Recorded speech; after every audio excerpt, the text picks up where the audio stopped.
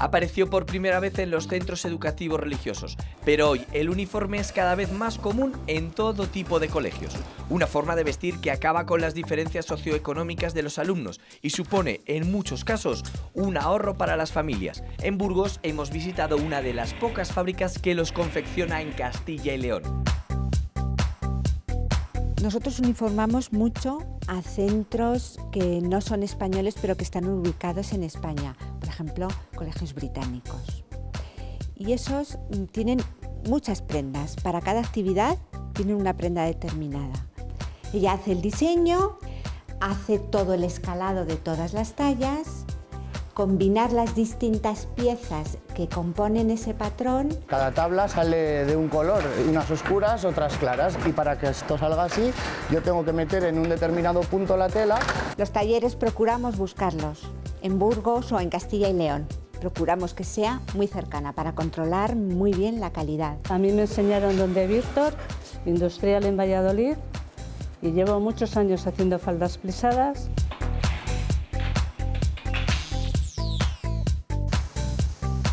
El fibrocemento es un material elaborado a base de cemento, celulosa y una fibra sintética derivada del petróleo. Por su aislamiento y durabilidad, se utiliza mucho en la construcción de naves industriales y ganaderas, pero cada vez es más común también en edificación civil. Un material con más de 100 años de historia que en España solo se fabrica en Valladolid. ¿Y esto de dónde se obtiene?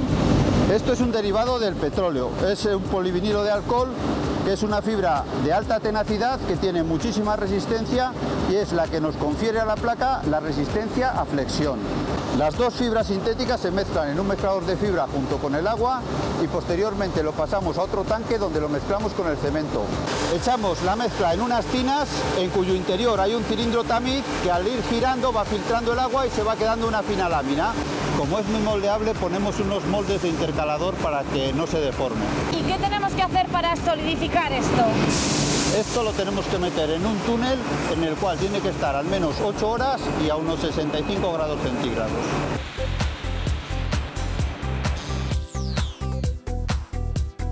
Solo las especies que mejor se adaptan al medio sobreviven al paso del tiempo, decía Darwin. Y lo mismo puede aplicarse al mundo empresarial. Embutidos Ignacio Caro es el resultado de la evolución de un negocio familiar al que la segunda generación quiere dar un nuevo impulso. La calidad de los productos tradicionales, sí, pero con una visión comercial mucho más global. Sobre todo fuera de España, sobre todo en Alemania, que también tienen tradición de embutidos y nuestros embutidos tienen muy buena aceptación. Allí es donde más va destinado, también a Inglaterra, a Polonia. Porque al fin y al cabo la tradición es podríamos decir que es un mecanismo de éxito, descarte y así han ido haciendo pues, nuestros adobos, los embutidos, las salazones. Si nosotros pusiéramos esta fábrica igual orientación en Santander, seguro que salía distinto. Y si lo ponemos en Huelva, seguro que sale distinto. Con lo cual el territorio también marca mucho. Define el embutido. Esto es un capricho de mi hijo que a partir de ciertas especias descortezó una papada ibérica para partirla finita y poner con una gota de aceite y algún otro entrante para aperitivo. Comienza Hecho en Castilla y León.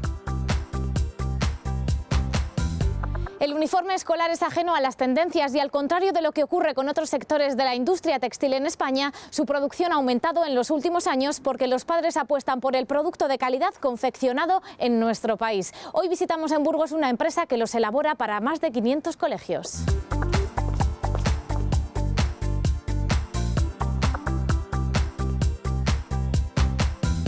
Hola María. Hola, ¿qué tal? ¿Se usan cada vez más uniformes escolares? Pues sí, la verdad es que sí, el uniforme se está poniendo de moda. ¿Y por qué puede ser? Bueno, pues hay varias razones. Una de ellas porque distingue mucho. Los colectivos infantiles que van con uniforme, yo creo que son un poquito más elegantes, más selectivos que el resto de los niños que van sin él. Otra de ellas para las mamás, que es muy cómodo. Te levantas por la mañana desde el mes de septiembre y les pones siempre lo mismo. Y no hay que pensar en más ni hay que discutir con los niños. Y hay otra razón importante para los colegios. Los uniformes cada vez se venden más en los centros escolares. Y es una fuente de ingresos muy interesante. Y además yo creo que hay otra más, y es que evita las comparaciones entre los niños y que se fijen en lo que lleva uno, claro, lo que no eso, tiene otro. Por supuesto. Les iguala un poquito. Sí, por eso se llaman uniformes. ¿Siguen llevando siempre falda o también pueden llevar pantalones? Está empezando a introducirse el pantalón en las niñas. Hay colegios que lo prueban y que lo tienen. Pero por cada pantalón que se vende para una niña, se venden 50 faldas. Y cada una de estas telas, María, para un uniforme diferente. Sí, para un colegio diferente, cada centro quiere su color que le distinga, además de estar personalizados con el bordado, con el logotipo del centro. Quieren además que su cuadro, su raya, el ancho del cuadro, de la raya, sea el suyo, personalizado. ¿Para cuántos colegios confeccionáis uniformes ahora? Pues confeccionamos, además de para toda España, también para fuera de España. ¿Ah, sí? Sí, sobre unos 500 más o menos. ¿Y de cuántas prendas se compone un uniforme? Depende del colegio, de si es público o si es privado. Los colegios públicos tienen menos exigencias. Nosotros uniformamos mucho a centros que no son españoles pero que están ubicados en España, por ejemplo, colegios británicos. Y esos tienen muchas prendas, para cada actividad tienen una prenda determinada. Pero el básico sería pantalón o falda, polo y chaqueta, por ejemplo. Sí, pantalón o falda, polo y chaqueta o polo y jersey y luego el chándal. Bueno, esta es la oficina donde trabaja nuestra compañera Guillermina. Ella es la patronista y la diseñadora de la empresa. Su papel es fundamental en todo el proceso de producción. Importantísimo, es uno de los más importantes. Ella hace el diseño, hace todo el escalado de todas las tallas, combinar las distintas piezas que componen ese patrón para cortarlo. Esa combinación de esas piezas se llama marcada. De todas las piezas que componen una prenda. Una prenda, efectivamente, que es como una especie de puzzle. Ella se encarga de colocar esas piezas de forma que ocupen el menor espacio posible para ahorrar tela y entonces lo envía al ordenador, que es el que rige la máquina de corte que tenemos en el taller.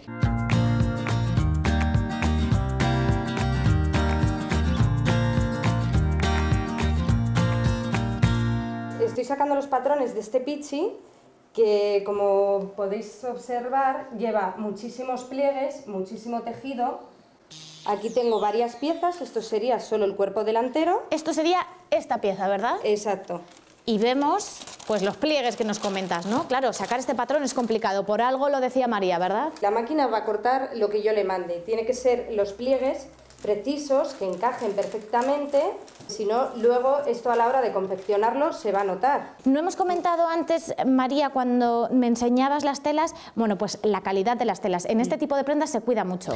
Mucho, sí. Este concretamente es una sarga de lana, lleva un 45% de lana.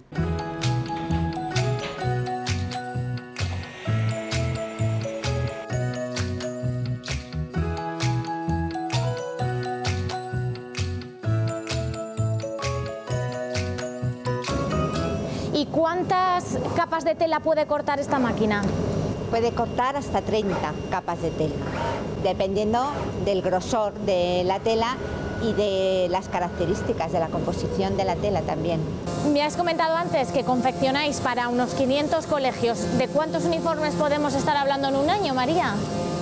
Pantalones unos 13.000 más o menos, faldas la mitad, por ahí. Se gastan menos faldas que pantalones. Muchas menos porque las faldas las heredan, hay mercados de segunda mano y sin embargo un niño gasta más del doble de faldas que una niña, por supuesto, porque los rompen, porque los dejan cortos. ¿Qué están haciendo aquí en esta máquina? Pues están entretelando. Esto concretamente es una cinturilla. Están pegando una tela a otra. Claro, es como un forro. Efectivamente, un forro que una de las caras tiene adhesivo para que se pegue. Hacer que la tela de la cinturilla, que es esta propiamente, la de lana, quede más rígida, más reforzada. Claro, y se pega con calor, ¿no?, en esta máquina. Efectivamente. ¿Y esto es una cinturilla? ¿Y para qué otro tipo de piezas se hace? Se entretela también otras piezas como son los ojales de los pantalones y la tela que cubre las braguetas de los pantalones. Diseñáis, sacáis patrones, cortáis, entreteláis y preparáis pues montoncillos como estos que os cosen en talleres externos. Sí, efectivamente. Los talleres procuramos buscarlos en Burgos o en Castilla y León. Procuramos que sea muy cercana para controlar muy bien la calidad. En este sector en el que prima la calidad, porque son prendas que hemos comentado pues que se van a usar mucho y que tienen que durar mucho, ¿ha afectado menos la invasión de otros productos textiles procedentes de otros países, a diferencia de otros sectores del textil? Le afecta menos porque es muy específico, porque son muchos pocos. Y entonces es muy difícil hacerlo. Si todos usasen el mismo uniforme ya habría problemas, ¿no? Eso es, pero como no es así, pues esa ventaja tenemos que tener. Y a estos talleres que os cosen las prendas les suministráis tanto las telas como todo lo demás. Lo demás que se llaman fornituras. Fornituras. Cremalleras, botones, el hilo, los corchetes, todo lo que necesiten para acabar una prenda y dejarla perfecta. Álvaro, ¿y por aquí qué estáis haciendo? Pues flisando unas falditas, las tablas. Esto hay pocas fábricas ya que lo hagan, ¿verdad? Hay muy poquitos plisadores que quedemos ya en España. Hace unos cuantos años hubo mucho boom con los plisados. Hombre, ahora está volviendo. Ahora sí, se vuelve a ver las falditas de tablas de moda. ¿Y cómo funciona la máquina? ¿Cómo se hacen las tablas? Mira, esto es una falda casada y consiste en que a la hora de ver el plisado, cada tabla sale de un color, unas oscuras, otras claras. Y para que esto salga así, yo tengo que meter en un determinado punto la tela y dar una determinada medida para que no coma ni más ni menos y se respete el dibujo. Claro. ¿Y cómo se va formando la tabla? Pues mira, la tela le va entrando aquí y una cuchilla la pilla en el punto que cae y con presión la pasa a este cilindro que está con calor y ahí fija la tabla. ¿Y por qué las tablas no se deshacen nunca? Porque después de pasar por este calor pasan a esta caldera de termofijado que mediante vapor de agua y presión se mantienen fijadas aunque se laven.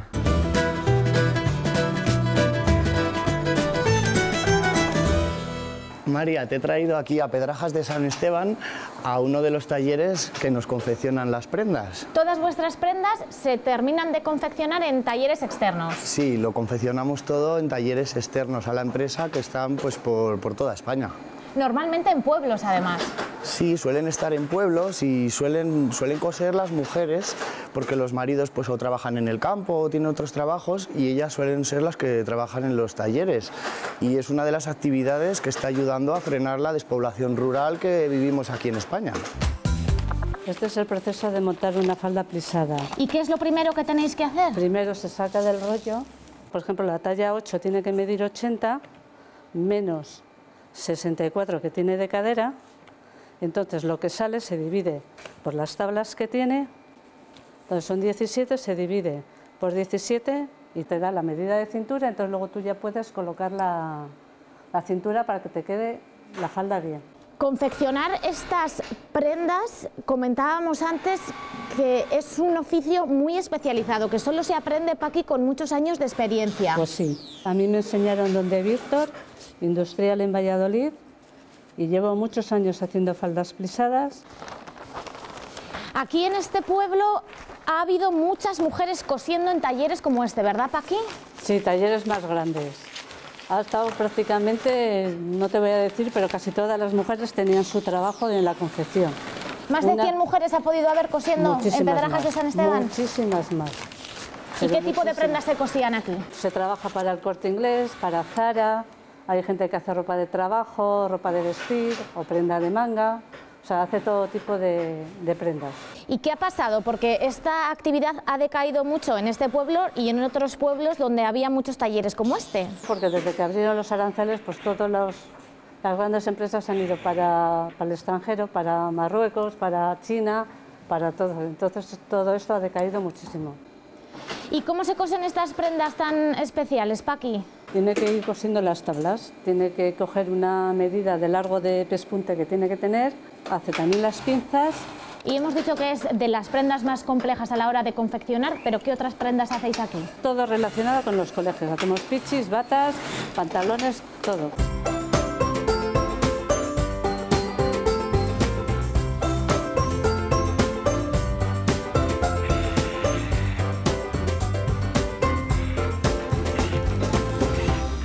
Después de haber cosido las tablas, se termina poniendo la cintura, que es lo que estás haciendo tú ahora, ¿no, Paqui? Claro, sí. Lo único que quedaría luego ya, hacer ojales y botones.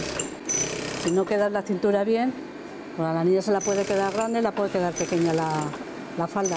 Claro, pero ¿la talla solo afecta entonces a la cintura? La talla solamente es para la cintura. Por tratarse de una prenda como muy estacional, que se compra fundamentalmente al principio de curso, ¿también es estacional vuestra actividad? Ya no paramos en todo el año.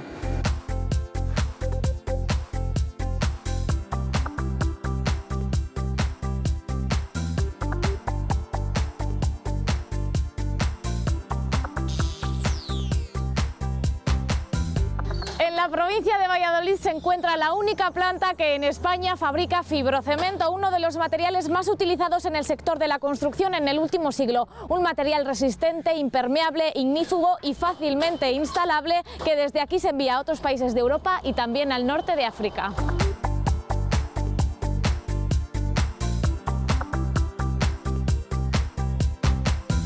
Hola Javier. Hola María. Buenos días, María, Fernando. buenos días. 10 años acaba de cumplir esta fábrica. Esta fábrica de Portillo es la única fábrica de fibrocemento que hay en España. Aquí fabricamos placas y paneles sándwich para cubiertas. Y en esta fábrica trabajamos 100 empleados y en los meses de mayor producción llegamos a 125 o 130. Pero pertenecéis a un grupo mayor. Sí. Euronit pertenece a ETEX, que es un grupo multinacional de materiales de construcción. ETEX es líder mundial en fabricación de fibrocemento y está presente en todos los continentes. ¿Y qué es el fibrocemento? El fibrocemento es un material compuesto principalmente por cemento y una composición de fibras. Esta composición hace que proporcione al producto final las características técnicas que vamos buscando, que son resistencia, incombustibilidad e impermeabilidad. En esta fábrica producimos todos los años del orden de 3 millones de metros cuadrados de placas y paneles para cubiertas. ¿Para todo tipo de edificaciones? Sí, para todo tipo de edificaciones. Nosotros estamos en el sector de la construcción residencial, de servicios y también en el agrícola ganadero. Hola Jaime. Hola María, buenos días. ¿Qué tal? ¿Qué tenemos aquí? Estas son las primeras materias que entran a formar parte de nuestra composición. ¿Y qué son? Básicamente son dos fibras, una natural, que es la celulosa de pino, y una sintética, que es el polivinilo de alcohol. La principal primera materia que utilizamos nosotros es el cemento, que es la que más proporción tiene dentro de nuestra composición. Y esta masa de celulosa, vamos a llamar, se obtiene con esto, ¿no? Sí, este es el cartón base del que partimos y tenemos que hacer un proceso de refinado. ¿Y entonces qué hacemos? ¿Simplemente la deshacemos y la mezclamos con agua? Esta la deshacemos, la mezclamos con agua con una fuerte agitación y después lo hacemos pasar por unas bombas que lo que nos hacen es sacar todas las fibras. Nos facilita la retención del resto de las primeras materias. Como que luego las absorbe. Las absorbe y se quedan fijadas a ellas. Y eso Esa es la ocurre aquí, función. ¿verdad? Eso ocurre en el pulper justo cuando acaba esta cinta. ¿Y esto de dónde se obtiene? Esto es un derivado del petróleo, es un polivinilo de alcohol, que es una fibra de alta tenacidad que tiene muchísima resistencia y es la que nos confiere a la placa la resistencia a flexión. ¿Todo esto se mezcla luego? Las dos fibras sintéticas se mezclan en un mezclador de fibra junto con el agua y posteriormente lo pasamos a otro tanque donde lo mezclamos con el cemento. Lo agitamos y quedaría lista una pasta para poder ser utilizada en la máquina.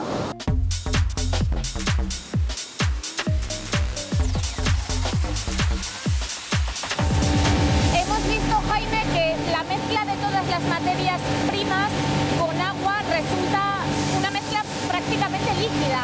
Sí, es una mezcla líquida porque luego lo vamos a tener que transportar para poderlo utilizar en nuestra máquina. O sea que el agua cumple el papel de medio de transporte. transporte en este caso? Cumple el papel de medio de transporte y además el papel de hacer que el cemento pueda fraguar para que cree la estructura de nuestra placa y se endurezca. Claro, porque hemos dicho que el cemento es la materia prima fundamental en torno a un 90% de la mezcla. Sí, un 80 y tantos %. Para que te hagas una idea un poco de la proporción del cemento, si nosotros en 24 horas gastamos unas 300 toneladas de primeras materias, de esas 300 toneladas, 220 son cemento. ¿Y con esta mezcla qué es lo que hacemos? Echamos la mezcla en unas tinas en cuyo interior hay un cilindro tamiz que al ir girando va filtrando el agua y se va quedando una fina lámina. Esa fina lámina, mediante unos cilindros la presionamos y la hacemos pasar a un fieltro que va pasando poco a poco hacia adelante, hacia un rodillo formador en el que se enrolla un número de vueltas adecuado para tener el espesor que nosotros queremos, que por ejemplo para esta placa que estamos haciendo ahora son 6,5 milímetros. Jaime, ¿y por qué se pinta? Se pinta la última capa para dar un color más intenso a nuestra placa. Podemos pintar, en este caso en rojo, que es lo que estamos viendo ahora, o bien lo podemos pintar en verde, en negro, en diferentes tonos de pigmento. O sea, solo una de las capas que es la que va a quedar visible. La última capa. Hemos formado en este cilindro, Jaime, una lámina con 6 capas. Exactamente. Antes de eso, en la mitad de la capa hemos metido unos flejes de refuerzo, que son los tambores que estamos viendo girar. Que vemos allí, ¿no? Eso es. Una vez que tenemos formada esta lámina con el espesor adecuado, se corta y sale a los telares en forma plana y moldeable. ¿Y estos flejes de qué material son? Son flejes de polipropileno, son muy parecidos a los que se usa comúnmente para embalar. Hacia la mitad de la placa es donde colocamos nuestro fleje de refuerzo.